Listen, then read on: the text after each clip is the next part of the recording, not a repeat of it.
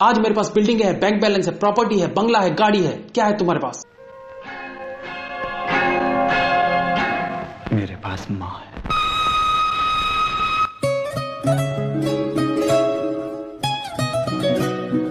Hello friends and welcome to another episode of Palat Tera ध्यान किधर है।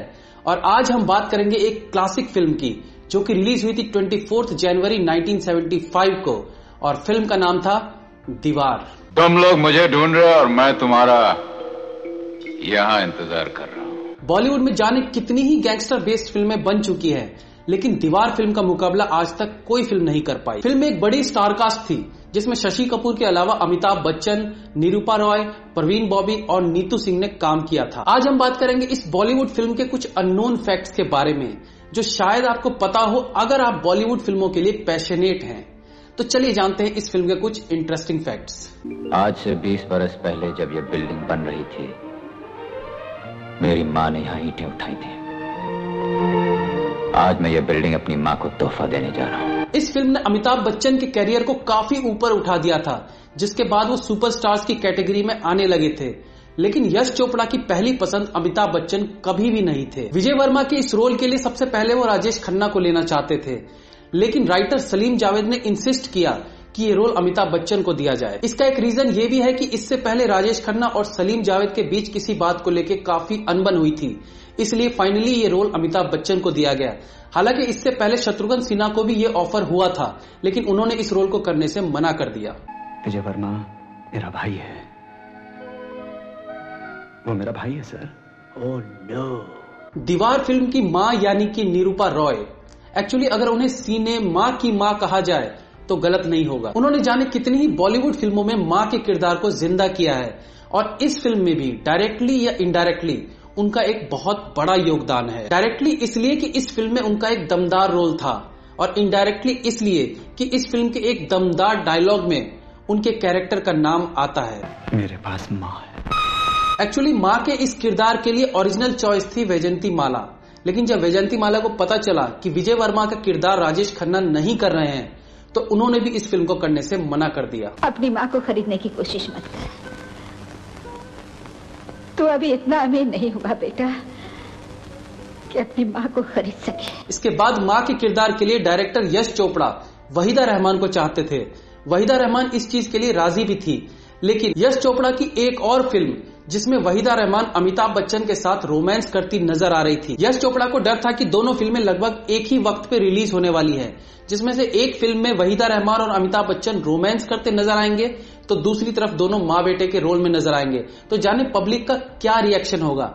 यही सोच के फाइनली निरूपा रॉय को इस रोल के लिए साइन किया गया। दामन साहब, अगर मैं आपको ये बता दूं कि किस वक्त और किस जगह टावर का सोना उतरेगा, तो आप मुझे कितना हिस्सा दे सकते हैं? कहा जाता है कि फिल्म दीवार उस वक्त के गैंगस्टर हाजी मस्तान की लाइफ से इंस्पायर्ड है।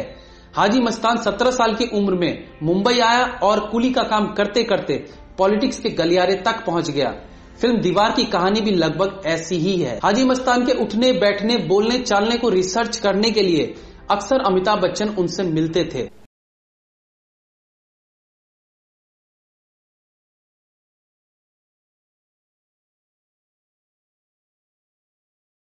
9 नॉमिनेशंस में जगह मिली थी, जिसमें से 7 अवार्ड्स इस फिल्म को मिले। Best film Gulshan Rai, best director Yash Chopra, best supporting actor Shashi Kapoor, best story, best screenplay, best dialogue के लिए सलीम जावेद को और बेस्ट साउंड डिजाइन के लिए एमए शेख को। इसके अलावा बेस्ट एक्टर और बेस्ट सपोर्टिंग एक्टर फीमेल के लिए अमिताभ बच्चन और निरूपा रॉय को नॉमिनेट किया गया था, लेकिन उन्हें अवार्ड नहीं मिल पाया। जाओ पहले उस आदमी का साइन लेकर आओ जिसने मेरे हाथ पे ये लिख दिया था। फिल्म में म्यूजिक दिया था आरडी बर्मन ने।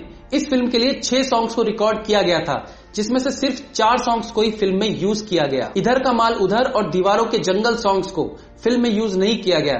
हालांकि ऑडियो कैसेट्स में इन दोनों सॉन्ग्स को रखा गया था। कह दूं तुम्हें क्या चुप रहूं, दिल में मेरे आज क्या है। फिल्म जब इतनी बड़ी हिट हो तो ऑब्वियस सी बात है कि फिल्म का रीमेक भी होना लाजमी है। इस फिल्म को तेलुगु में रीमेक किया गया 1976 में, और फिल्म का नाम था मगाडू।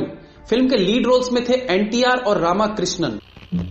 ఇవి నీ దగ్గరే ఉంది, పనైన తర్వాత తీసుకుని తాళాలు నేనే తెరుస్తాను।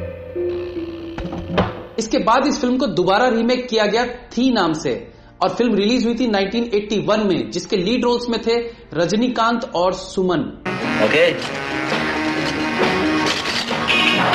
और फिर 1983 में मलयालम में रीमेक हुआ नथी मुथल नथी वरे, जिसके लीड रोल में थे ममूटी। इसके अलावा फिल्म हांगकांग में भी काफी पॉपुलर हुई थी, वहां भी इस फिल्म का रीमेक हुआ था जिसका नाम था द ब्रदर्स। और फिल्म द ब्रदर्स से इंस्पायर्ड होकर वहां एक और फिल्म बनी जिसका नाम था ए बेटर टुमारो।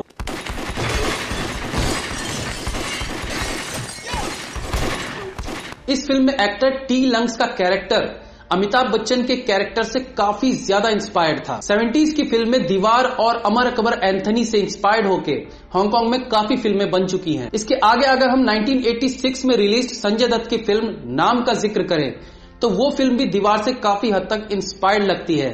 नाम फिल्म को लिखा था सलीम खान ने। मैं आज भी फेंके हुए पैसे नहीं उठाता।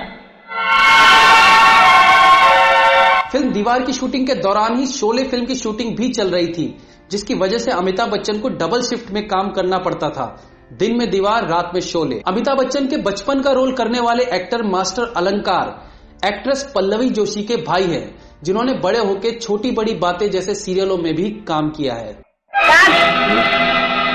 हम बूट पॉलिश करता है, कोई भीख नहीं मांगता, पैसे उठाकर हाथ में दो। दीवार फिल्म 100 वीक तक थिएटर में चली और 70s की उन 13 फिल्मों में से एक है जिनका बिजनेस 1 करोड़ से ऊपर का था। थक गया माँ, जिंदगी से लड़ते। फिल्म का एक बहुत पॉपुलर सीन यानी कि क्लाइमेक्स, जिसमें अमिताभ बच्चन की मौत हो जाती है, एक्चुअली उस सीन के लिए कोई डायलॉग्स लिखे ही नहीं गए थे।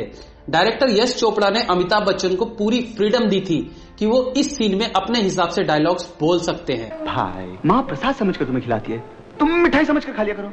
हाँ? माँ भी खुश, तुम भी खुश।